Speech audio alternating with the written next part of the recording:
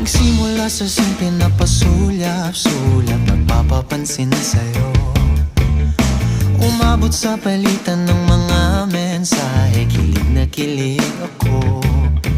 Kumusta, kain na, hello, magandang umaga.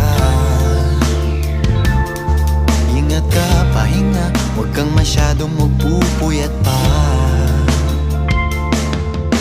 Naramdaman ng puso na dahan-dahan akong nahuhulog sa'yo. Sa kada araw natin na pag-uusap, meron nang